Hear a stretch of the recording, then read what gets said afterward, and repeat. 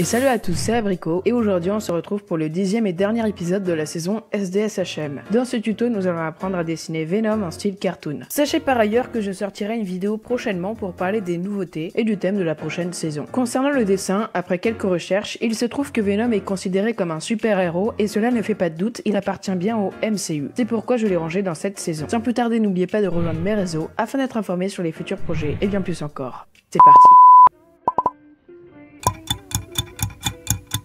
Venom apparaît pour la première fois dans le comic book The Amazing Spider-Man 252 en mai 1984. Venu d'une autre planète, il est d'abord apparu sous la forme de symbiote 998 et souhaitait rentrer en symbiose avec un unique hôte afin de ne former qu'une seule entité. Le saviez-vous, Venom est à l'origine un concept réalisé par un fan que Marvel a acheté pour la maudite somme de 220$. Pour commencer, tracez un cercle puis dessinez les trapèzes. Tracez ensuite une ligne courbée pour représenter la colonne vertébrale. Cette ligne nous aidera à dessiner l'inclinaison du buste. Après cela, tracez un cercle de chaque côté pour les épaules puis dessinez le buste. Faites ensuite un triangle pour le bassin puis dessinez les jambes avec la technique de simplification habituelle.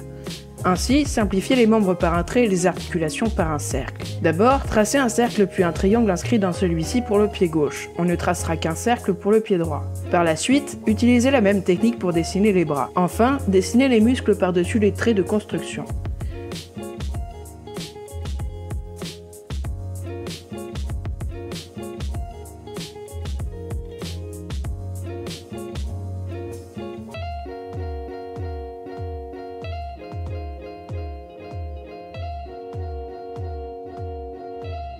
Passons à la tête. D'abord, dessinez la mâchoire inférieure puis le muscle ptérygoïdien médial. Dessinez ensuite la mâchoire supérieure puis tracez un arc de cercle pour le crâne.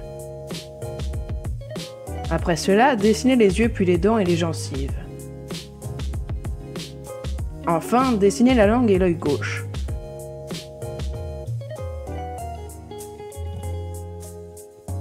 Dans un premier temps, dessinez les muscles du cou tels que les sternocléido-mastoïdiens et les scannelles.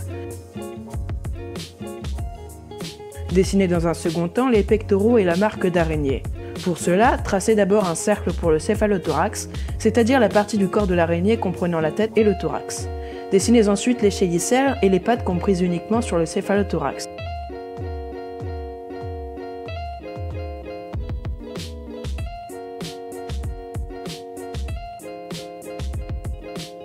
Enfin, dessinez l'abdomen. Dans un troisième temps, tracez un cercle pour la paume de la main, puis faites d'abord les traits pour les doigts. Enfin, dessinez-les par-dessus ces traits.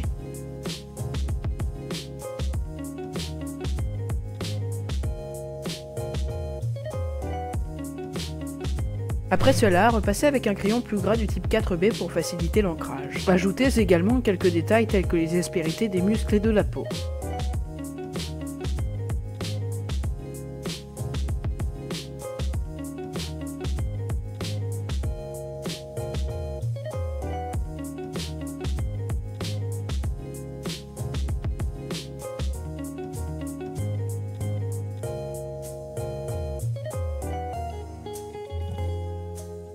J'ai par la suite redessiné la main gauche pour changer son inclinaison. Pour cela, j'ai d'abord tracé un cercle pour la paume de la main, puis des traits pour les doigts. Enfin, j'ai dessiné les doigts par-dessus ces traits.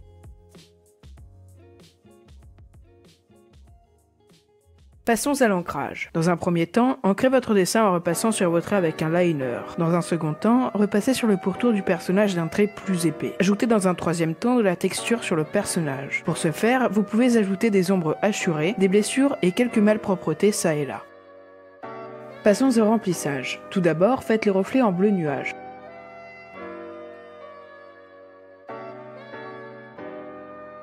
Faites ensuite les ombres peu denses en bleu officier.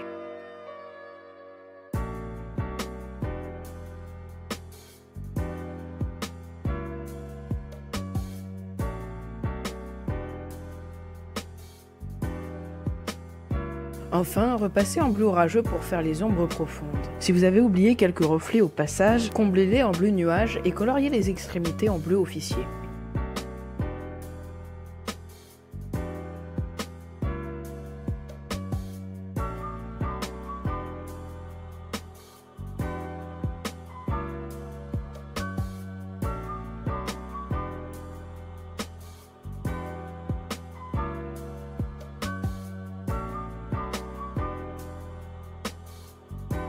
Dessinez dans un premier temps les aspérités de la langue en traçant de petits points avec un liner. Dans un second temps, coloriez l'œil et les gencives en rose antique, puis faites les ombres en bourgogne.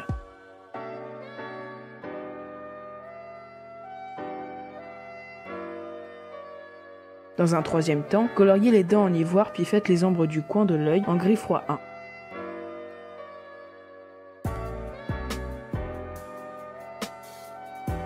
Dans un quatrième temps, repassez avec un feutre bleu nuit sur l'entièreté de la partie grise orageux.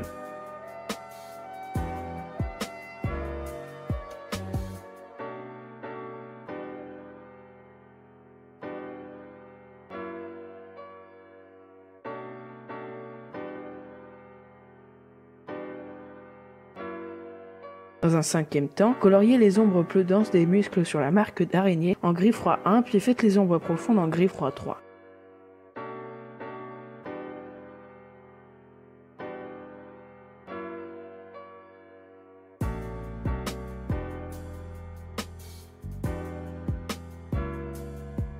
Enfin, coloriez en noir pour faire les ombres profondes de la peau.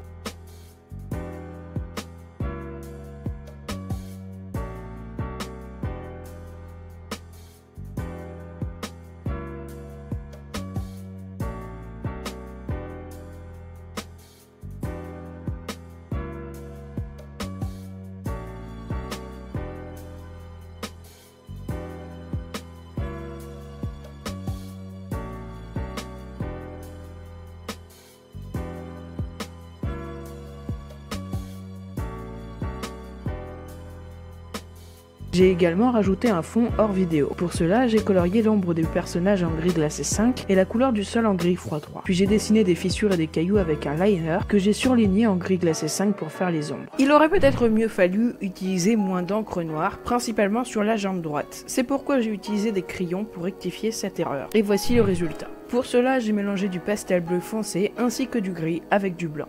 Je vous invite à voter le thème de la prochaine saison. Entre temps, je posterai une vidéo qui arrivera sans doute la semaine prochaine pour vous parler des nouveautés, des futurs projets, du thème de la prochaine saison, etc. Sachez également que j'ai choisi la seconde solution car je me suis dit que j'aurais plus de vidéos que si je prenais la troisième solution pour les SDA. Pour ceux qui ne savent pas de quoi je parle, je vous invite à visionner ma précédente vidéo sur Wolverine et vous comprendrez dès le début de quoi il s'agit. Bref, je vous laisse l'embarras du choix en me donnant des idées de thèmes de dessin cartoon et par la même occasion des idées de vidéos. Voici quelques idées générales de thèmes de dessin cartoon. On retrouve des dessins d'emojis tels que des emojis de jeux vidéo, des dessins de manga ou d'anime ou d'autres types de dessins faciles et courts à réaliser. Cette saison me permettra de prendre de l'avance sur une SDA ou alors une grosse saison comme des portraits. J'aimerais également répartir ces trois types de saisons par cycle où l'on retrouve des grosses comme les SDA, des petites saisons pour prendre de l'avance sur les grosses pour rester régulier, ainsi que des saisons normales pour équilibrer. Si on tient compte des précédentes, on est déjà au troisième cycle dont les deux premiers comprenaient seulement 2 saisons, mais cela va changer puisqu'il y aura désormais 3 saisons par cycle. Nous verrons ceci plus en détail dans la prochaine vidéo. Par ailleurs, merci à tous pour votre soutien tout au long de cette saison. Sur ce, c'est la fin de la vidéo. Merci à tous d'avoir regardé et on se retrouve la semaine prochaine pour une nouvelle vidéo. A plus!